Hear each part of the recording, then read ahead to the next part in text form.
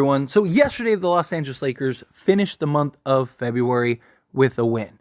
They won the back-to-backs. It was insane how many back-to-backs the Lakers had during the month of February. Pretty much every game that they played in February, besides the Suns game, were mostly back-to-backs. They had 4 stretches of back-to-backs out of their 12 games in the month of February. It's tough. It was rough. But the Lakers persevered. I know the Wizards game wasn't the most ideal way to win. It frustrated me too very much. But hey, we pulled it out. We got the win. That's what's important. I don't care how they win as long as they get the win. And now we get into the grueling March. But the Lakers, as I mentioned, finished the month of February going 9-3. They only lost 3 games in that entire month of March, which is huge, right? And some real notable wins. Again, they beat the Celtics without LeBron and AD. The Knicks have really struggled. They had their injuries and stuff. Their 1L was against the Nuggets. They lost to the Warriors, which got to beat the Warriors. You play them 2 more times the rest of the way. Got to get those wins. And then you lost to the Phoenix Suns, which that one hurt. That one hurt probably more than anything, just because, again, they're a team that we're trying to chase. We're trying to catch on the ladder. But we are officially back to 5 games over 500. It's about time. Took long enough. And our next matchup is against the Denver Nuggets. March is brutal, especially our first 7 games or so. So I wanted to kind of go over these, break them down. Of course, I want to hear your thoughts and opinions, so let me know down in the comments below. So let's kind of go through this and kind of break down some of these key matchups. The ones that I have in red, to me, are the games that are most important. The games that I believe that they have to win. Obviously, I want them to win games in between, right? Like in this stretch of 6 games, I don't want them to go 2-4. No, but these are just the 2 games, the Sacramento Kings games, that I really want to see the Lakers win. All right, so as we go through these final 21 games, I just want you to keep in mind that the ones in red aren't the only games that I'm saying that they have to win. These are just the games that I think are most crucial the rest of the way for the Lakers for various reasons, which we'll get into. But right now, again, Lakers are the 9th seed. They hold a half-game lead over the Warriors. The Warriors just keep winning, and it's frustrating, and they're probably going to keep winning. The Lakers have the 4th toughest schedule the rest of the way. Now that they've gotten rid of the Wizards matchup, the Warriors have a very easy schedule. They have the 26th easiest schedule the rest of the way. And everybody that's in front of us, except for the Phoenix Suns, have a much easier schedule than us. The Pelicans, the Mavs, the Kings, you name it, they have an easier schedule, which is very unfortunate. So Lakers have a lot of work to do. Right now, we are a game and a half out of the 8th seed, 2 games out of the 7th seed, 2.5 out of the 6th seed, and 3 games out of 5th, which is, again, why I wish we would have beaten the Phoenix Suns, because we would have been just 2 games out of the 5th and 6th seed. So, unfortunate, but it is what it is. Good thing is, we are tied in the win column with the Sacramento Kings. We've just played 3 more games in Sacramento, and like I said, we play them twice, on the 6th and the 13th. We are only 1 win out, or 1 win in the win column from the Dallas Mavericks and 2 wins from the Phoenix Suns and the Pelicans. The Lakers have played more games than pretty much all the teams in front of us, so that's good. Hopefully, some of these teams, as they're playing catch-up, will drop some of these games and the Lakers can pull out some wins. Doesn't get easy, though. As you can see, the first 6 games, Nuggets, Thunder, Kings, Bucks, Timberwolves, Kings. It's brutal. Luckily, 5 out of those 6 games are at home, and we've been a very good home team. Got to rattle off these wins. I'd love to go beat the Nuggets and the Thunder and continue this win streak going into that first Kings game, beat the Kings, right? Can we go on a 5-game win streak going to the Bucks game, right? I would be okay if, say, we beat the Nuggets, the Thunder, and the Kings, and then we drop the Bucks and the Timberwolves, and then beat the Kings again, right? That would be perfect in my book. But we'll see. Time will tell. But as you continue to move on, right, to me, March 16th, which is the Warrior game, it's the second to last Warrior game that we play.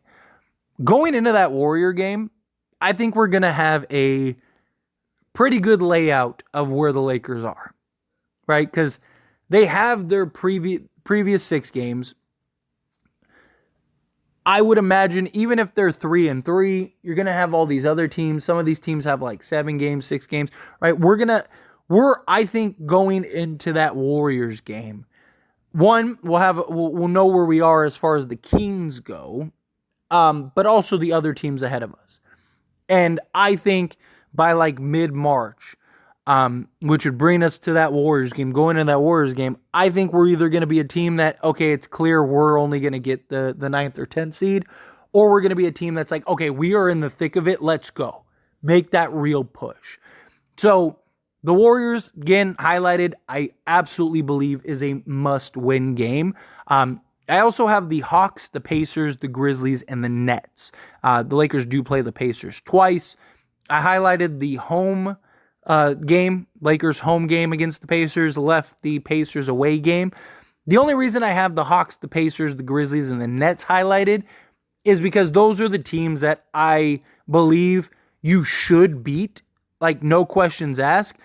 I wanted to highlight the Sixers too, but we'll see if Joel Embiid comes back at that point. Joel Embiid's supposed to potentially come back in March. If that's the case, if he doesn't come back, then that Sixers game should be highlighted too, which means Lakers need to win that bottom stretch. I believe 5 out of those 8 games, because again, you got to beat the Warriors to stay ahead of them. Hawks are a bad team. We'll see what happens with Trae Young this season. They're dealing with injuries and all kinds of stuff. Win that game. Pacers, again, they're a solid team. You should beat them at home. Grizzlies are probably going to continue to tank and hit that reset button. You beat them. Same thing with the Nets. The Nets are going to be out of the playoffs at that point. They might hit the reset button. Playing the bad teams. Got to beat the bad teams. That's why those teams are highlighted, because to me, those are the bad teams that you need to get done, you need to beat. Moving into April, I wanted to highlight every one of these games, but the Raptors, the Wizards, the Warriors, the Grizzlies, and the Pelicans. The Warriors and the Pelicans, I'm sure you can, deduce why. Those 2 games might be the difference between us overtaking them or not. Right? We already have the tiebreaker over the Pelicans. Obviously, if we beat the Warriors 2 straight times coming up, then we would have the tiebreakers over the Warriors. That would be good. But this race for that like 8th through 5th seed could come down to like the final games of the year. And beating the Warriors and beating the Pelicans could be the game that decides whether or not the Lakers make that leap going into the postseason, right? And where they fall as far as the standings go. So obviously I highlighted the Raptors and the Wizards simply because, again, bad teams. The Raptors probably are going to hit the tank button. Wizards are bad. You should beat them. Grizzlies, same thing. Warriors, you have to beat. The Cavs and the Timberwolves, it may depend on where they are as far as the standing goes, right? Like if the Timberwolves going into those last 4 games, if they have the 1 seed locked up, I would imagine that they're going to sit some guys.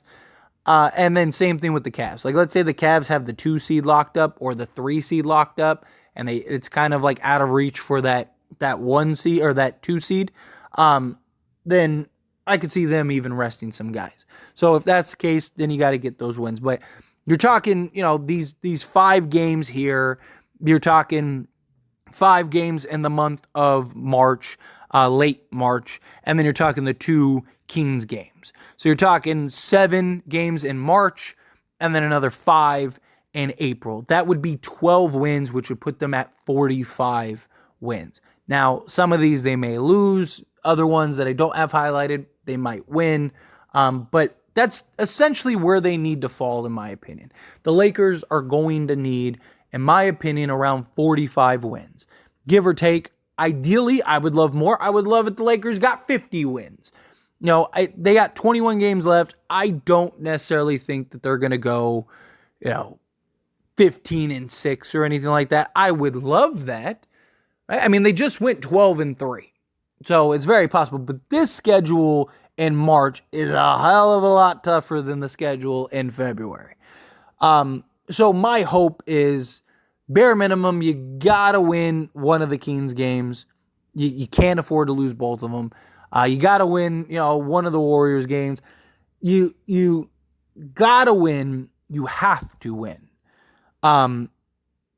These beginning games of March, right? Like, I think we'll see what happens with Jamal Murray, but you got to at least beat one of the Nuggets and the Thunder, beat the Kings, and then beat one of the Bucks and the Timberwolves, right? So at least in those first 5 games, I think you got to beat the Kings. Let's call it the Thunder, the Kings, and the Timberwolves. You got to win 3 out of those 5. And then you're going into the Kings game again, and then the Warriors game. Again, ideally, I want them to beat both the Kings and the Warriors, but say you split one, right? Now you've won 6 out of 9 or 6 out of 7. You gotta keep pace. You gotta stay 3, 4, 5 games over 500 the rest of the way, right? I'm talking about not counting. We are 5 games over 5. I'm not talking about that. I'm talking about, like, let's say you lose to the Nuggets. Okay, well, then you need to beat the Thunder and the Kings. So you stay a game over 500. Lose to the Bucks, so now you're even, right? Beat the Timberwolves. Beat the Kings, right? Now you're 2 games over, right? Or let's say you lose the Kings, beat the Warriors. Okay, now you're at 500. Okay, beat the Hawks, beat the Sixers, beat the Pacers. Okay, now you're 3 games over 500, and you got 8 games total over 500. You see what I'm saying? Like, we got to at least kind of tread water through this first stage of March. Win the key games. Again, beat the Kings, beat the Warriors. Win these key matchups. Tread water, and I think you'll be fine. Right? Like, look at it like this. If the Lakers beat in those first 7 games, right? If you beat the Kings twice and the Warriors, there's 3 out of those 7. So if you just beat one more team, you're over 500 in that stretch, and you got the tiebreakers. So all you have to do is beat one of the Nuggets, the Thunder, the Bucks, and the Timberwolves. Again, I'd love for them to do more. I'd love for them to kind of have a lead. We'll see. We'll see how it goes. But the Lakers are there. Just got to lock down, do it, stay focused. Anyway, as always, this is a discussion. Pass a question on you. Let me know your thoughts and opinions down in the comments below. What do you think? How do you feel? Are you happy with how the Lakers have looked thus far? Are you not? What did you think of the February stretch? What do you think of this March stretch coming up? Again, however you feel, whatever your thoughts are, I'd love to hear it. Let me know down in the comments below. That being said, if you haven't liked this video, hit that like button. Helps me out a lot. Lets me enjoy these types of videos, and I truly appreciate it. Not subscribe to the channel, hit that subscribe button. Turn on the bell notifications. Appreciate y'all. See you in the next one.